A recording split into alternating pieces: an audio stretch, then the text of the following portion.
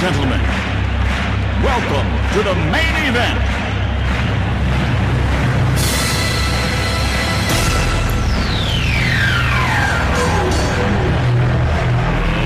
Let's get ready to rumble!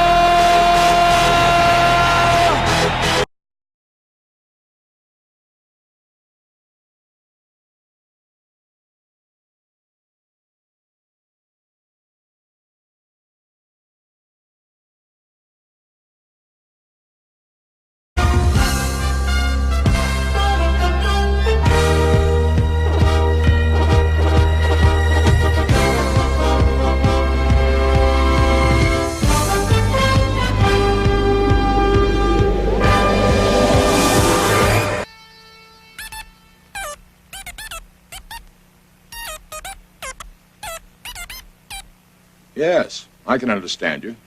I'm Leonard Nimoy.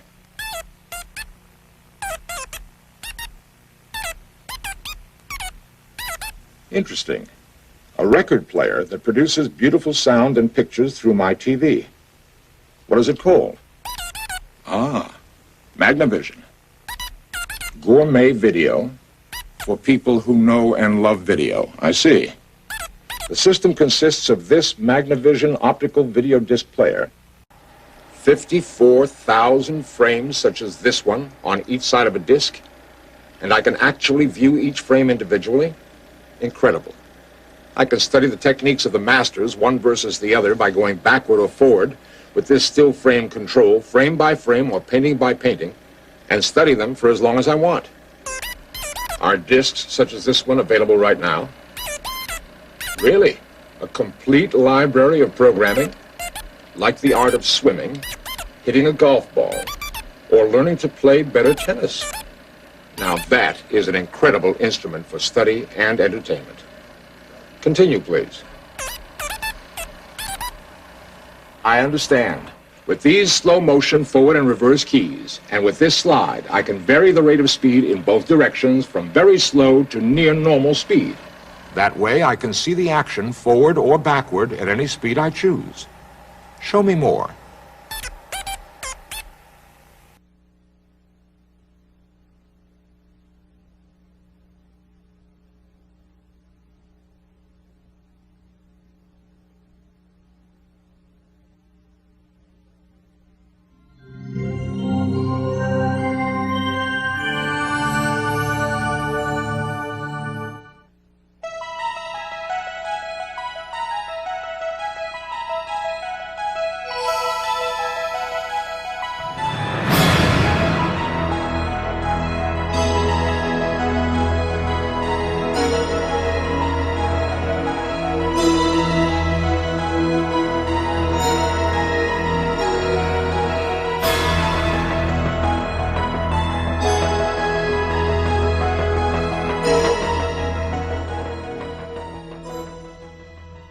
It is our pleasure to share our expertise and help you make the transition to Windows 95.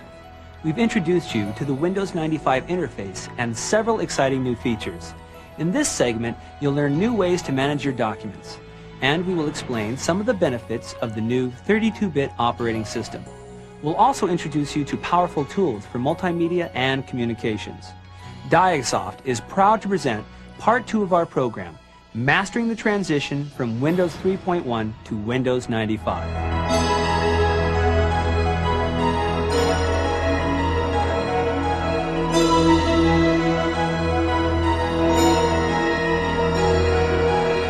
By now, you should be familiar with the new Windows 95 interface, and you should be able to find and run all your old programs. Let's go a little deeper now and explore a few advanced features of the new system. Windows 95 is a more document-centric interface. This simply means that the operating system is designed to give you easy access to documents. Windows 95 includes several new tools that make it much easier to view and manage your files. In some cases, you can even open and view documents without opening the program that was used to create the document. Windows 95's 32-bit architecture is faster and more flexible than Windows 3.1. We'll talk about a few of the benefits of the 32-bit system: preemptive multitasking, dynamic swap files, and built-in network support.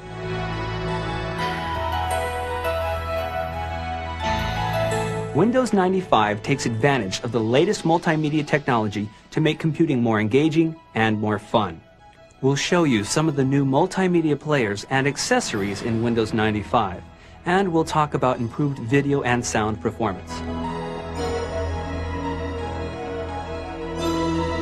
Windows 95 makes it easy to communicate with others and explore the online world. We'll introduce you to the communications tools that are built into Windows 95, including support for electronic mail, fax, bulletin boards, and a new online service called the Microsoft Network. Windows 95 provides you with a variety of advanced tools to make computing easier and more powerful. Join us now for an in-depth look at some of these features.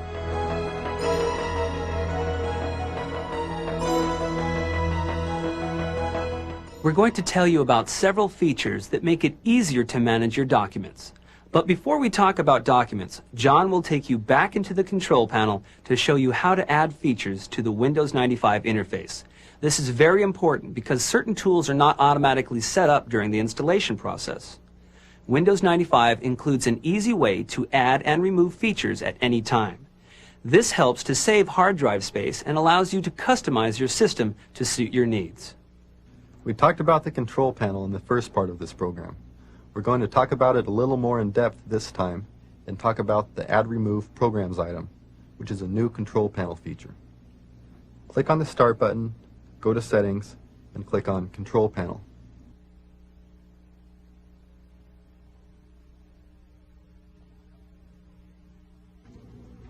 Add Remove Programs is what you use to install and uninstall new software and to add new Windows 95 features. As an exercise, let's add Quick View, which is a useful new tool that we'll cover later in this program. Double-click the Add Remove Programs icon.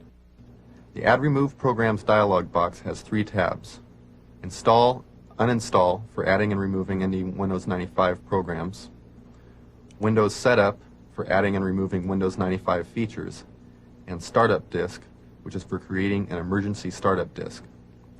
We're going to use the Windows Setup page to add the Quick View feature.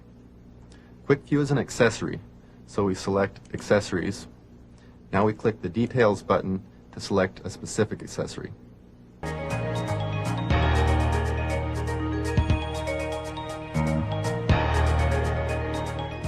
In the first part of our program, we talked about multitasking, or running several applications at one time.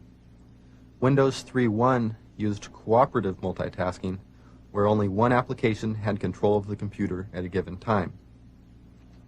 You could have several applications running, but each task had to wait for another task to finish processing before it could continue running. In this scenario, if a task crashes, there's a good chance that the entire operating system and all other tasks will also be brought down. This happens because the other tasks are waiting for the crashed task to release control, and it never does.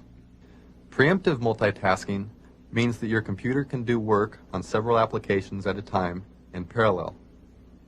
Instead of waiting for a task to finish processing, Windows 95 allows a task to run for a short time and then pauses that task and gives control to the next task for the same length of time.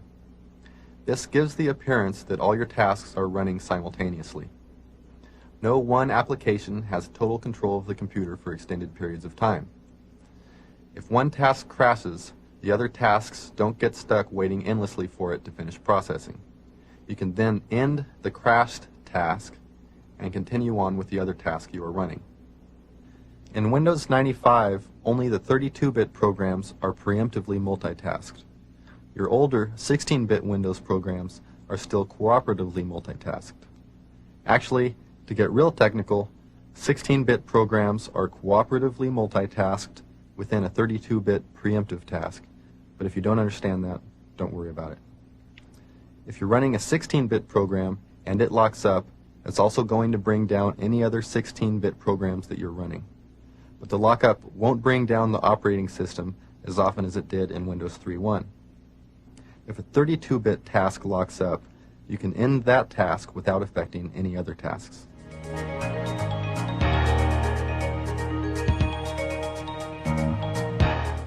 Let's talk about the new 32-bit swap file. A swap file is a portion of your hard drive that is used as extra memory when you need it. If you need more memory than you have in RAM, it will access your swap file to make up the difference. Note that memory access is much faster than disk access, so even though Windows 95 can simulate as much RAM as it needs using a swap file, your computer will run a lot faster when you have plenty of RAM. In Windows 3.1, you had to go into your control panel and adjust the size of your swap file depending on your memory needs. Windows 95 automatically creates a swap file for you and adjusts its size as needed, using an algorithm that balances remaining hard drive space and memory needs. For illustration, let's say you have 8 megs of RAM in your system. I'll guess that Windows 95 uses about 4 megs of memory to operate. If you open an application that requires 4 megs of memory, you'll be using all your RAM. If you open a second application that requires another 4 megs, Windows 95 will automatically create a 4 meg swap file to accommodate the new task. If a third application is opened, Windows 95 will increase the size of the swap file to accommodate it. When you switch tasks, the task in memory is swapped out to the swap file, and the new task is swapped back into memory from the swap file. Basically, Windows 95 will make sure you always have enough memory to perform your tasks. This self-optimization feature eliminates out-of-memory errors and gives you better performance.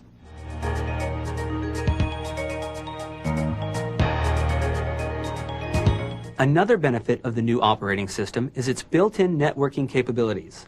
Networks are becoming more and more common in office environments. They allow you and your coworkers to share documents and programs, and they allow you to share printers and other hardware. If your computer is set up to use a network, the Network Neighborhood icon appears on your desktop. When you double-click on the icon, you might see other computers in your work group or servers you are connected to. Windows 95 includes all the software you need for networking, including a new user interface, which makes it easier than ever to view and connect to the computers on your network. John will tell you about the various types of networks that you can connect to from within Windows 95. First, let's define 2 types of networks: peer-to-peer networks and client-server networks. On a peer-to-peer network, you can access files or printers on your neighbor's machine, and your neighbors can access your computer. This is useful in small offices where a few individuals need to share information. Windows 95 includes all the software you need to build a peer-to-peer network with other Windows 95 or Windows for Workgroups computers. It's easy to create your own network. Buy a 32-bit plug-and-play Ethernet card for each computer in your office, hook up cables between the computers, and let Windows 95 automatically configure your hardware and walk you through setting up your network. On a client-server network, you have access to files and printers on a specially designated server computer. You may also have access to other computers on the network, but this access is controlled by the server. This type of network is common in larger office environments where security is an issue. You can have file servers, where each client has access to the parts of the server's hard drives. You can have print servers, which clients use to access network printers, and you can have compute servers, where you can use a bigger, faster computer to perform some processing for you. A Windows 95 computer can be used as a universal client. This means that your computer can be hooked up as a client to different types of network servers at the same time. A Windows 95 computer can talk to Novell NetWare servers, Windows NT servers, OS2 servers, Unix servers, and several others.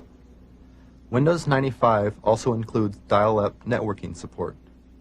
You can use your modem at home to access files and printers at the office by calling up a server through the phone line. This is particularly useful for traveling executives or anyone who wants to access their office computer from home.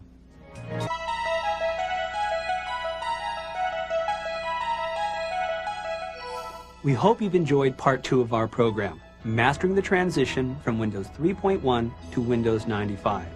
We've covered a lot of new territory. We've introduced you to improvements in document management, system architecture, multimedia support, and communications. We at Diagsoft hope that you'll return to parts 1 and 2 of our program to answer any questions you might have about the new operating system. Windows 95 is simple to install and use, and it's loaded with features that make computing easier, more powerful, and more fun. Thanks for watching our program, and thank you for choosing Diagsoft's Introduction to Windows 95.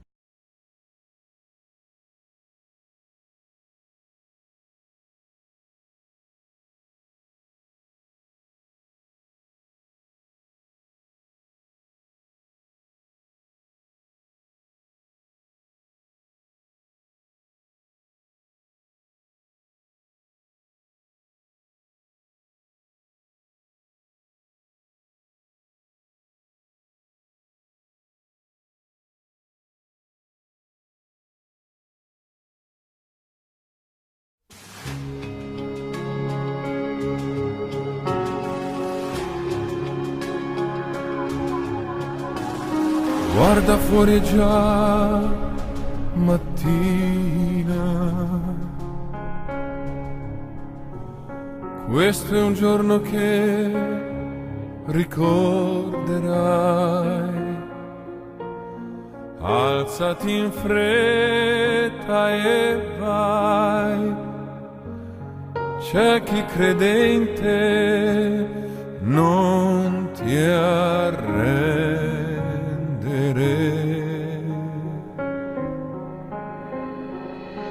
Once in every life there comes a time we walk out all alone and into the light. The moment won't last, but then we remember it again when we close our eyes.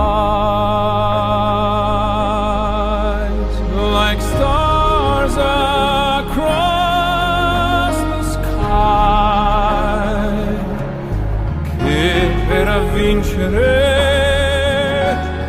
tu dovrai vincere.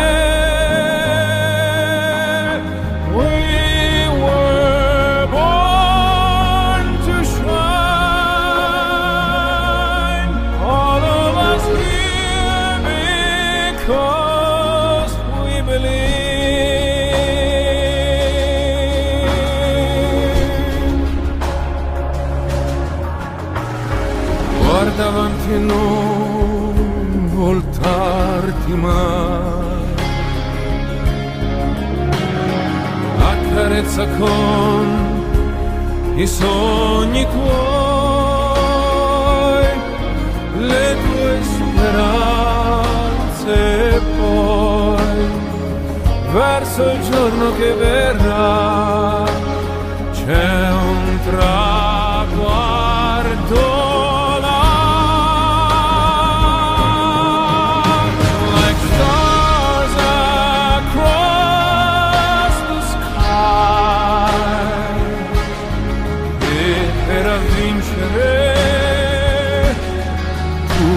Dovrai vincere. We were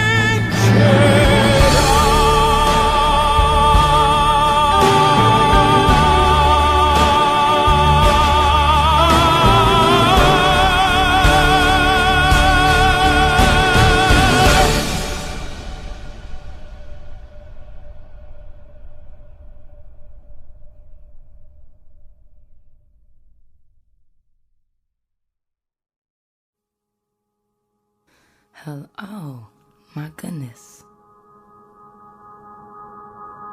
I didn't know I was here.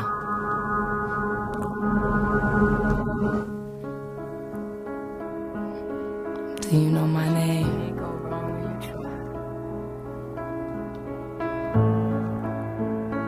Always got to try, no matter how long that shit take. Yeah.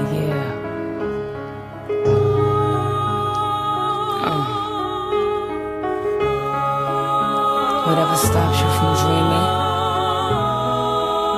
whatever tries to stop you from living.